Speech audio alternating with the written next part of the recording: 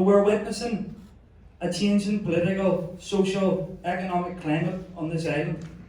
Republican socialists approach this new era with one central aim, and that's working class unity. We will not campaign for nor support any form of new and united Ireland that contains oppression or exploitation. Any new and united Ireland must also provide free and adequate healthcare, housing and education. Under no circumstances will we accept the Ireland that Martin just went over. Any new society has to be inclusive to all. We will not tolerate any form of Irish unity that causes division within our class on any level. We want to send a clear message to working class loyalism that you are not our enemy. The mainstream media, the political establishments in London and Dublin have framed the conflict here in a way that felon-sets and criminalises the working class. You can go to jail for 3 months for stealing a £20 pair of jeans, but you walk out of court totally free for robbing the country for 20 million. It's our responsibility to put our analysis across, to shine a spotlight on those crafting political agreements that keeps them in power, keeps us divided, and continues to benefit the already rich. There is no social mobility for working class people. The real us and them are the exploited working class and those who currently rule. Republican socialists want to engage in a transformative process that changes our society completely. And we see working class loyalism as allies in that fight. We need to cooperate more on basic demands. Housing, education, healthcare, real jobs, the fundamental rights of each person. The essential elements to live a fulfilling life, not just merely existing. Our communities have borne the brunt of exploitation. We are now living through a time of growing poverty, a housing crisis, a massive and growing prescription drug epidemic, a growing heroin and suicide crisis. There was a headline on the national newspaper the other week, and it said there were 7 heroin-related deaths in Belfast in a 10-day period. I personally know within that 10-day period, there were 3 suicides in West Belfast alone. That's a bigger death toll. That's a bigger weekly death toll than at the height of the conflict here. At the height of the conflict, it was estimated that the British government were spending £400 million a year, approximately. Today, the government is only spending a measly £9 million a year on suicide prevention and zero to combat the current heroin crisis. We don't even have a basic rehabilitation service, with addicts also facing a 38-week wait to get some form of help. This is proof that the government does not care about working class communities in the north of Ireland. Welfare reform, cuts, austerity has hit our communities in the last 3 years and has caused more damage than any bomb or bullet.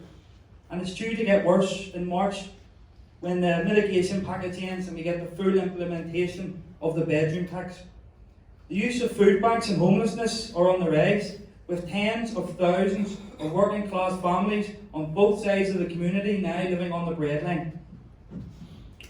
Those political parties that voted in favour of austerity have not democratically faced the consequences for their actions. There still exists democratic scaremongering within both communities, with mainstream political parties who implemented welfare reform using the sad but very real sectarian divide to maintain their electoral mandates, creating a political system that really doesn't allow us to punish our political representatives for anti-working class socio-economic policies. Instead, as we see it in this one, every election is descending into its us or them mentality. We are also facing massive crackdowns in our communities by the so-called paramilitary crime task force, a Stormont House agreement, Fresh Start Quango, that is being used to criminalise legitimate political positions that do not fit into the establishment narrative of what happened during the conflict over the last 5 decades.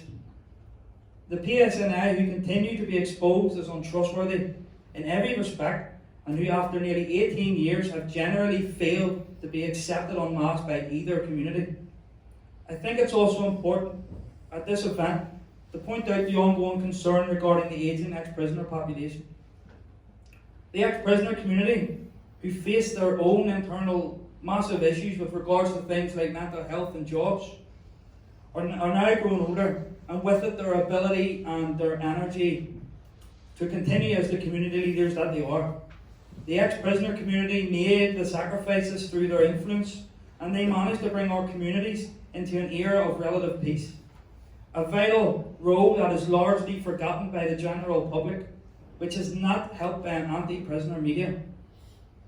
I mean, we've seen it in the election today, where ex-prisoners have been out canvassing, being used as ammunition by some political parties to attack their political opponents.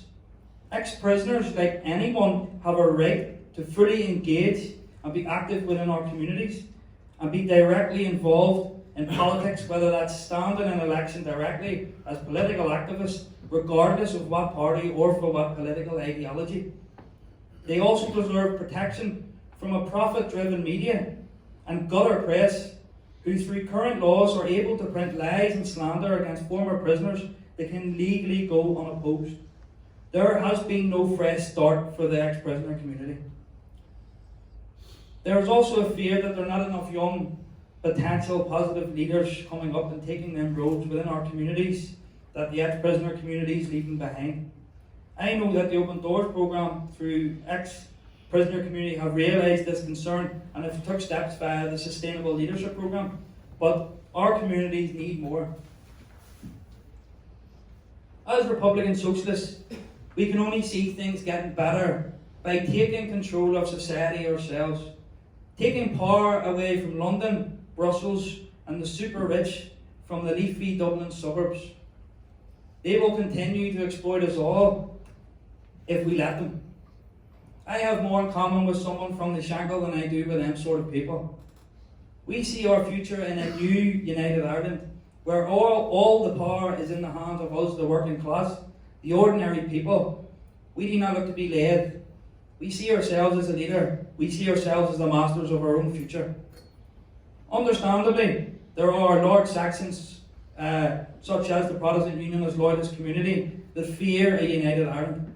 They fear that their religion, they fear that their culture, they fear their national identity and politics will be eroded. While we understand it may be difficult to persuade large sections of this community to support Irish unity in the short term, but in a post-partition Ireland, at the core of our constitution must lie a powerful universal Bill of Rights that defends the right to religion, defends the right to national identity, defends the right to sexual orientation, defends the right to culture and political persuasion. We here today pose a question to working class loyalism. Where do you see yourselves in 20 years' time? Continuing to be exploited? Watching your families and neighbours continue to struggle? Another lost generation of youth? Watching society further degenerate into barbarism? Being criminalised? Or do you see yourselves engaging in a process with us to empower us all and become part of a fertile social fabric of a new and united Ireland? There were and are examples of this cooperation on basic working class demands between Republicans and Loyalists.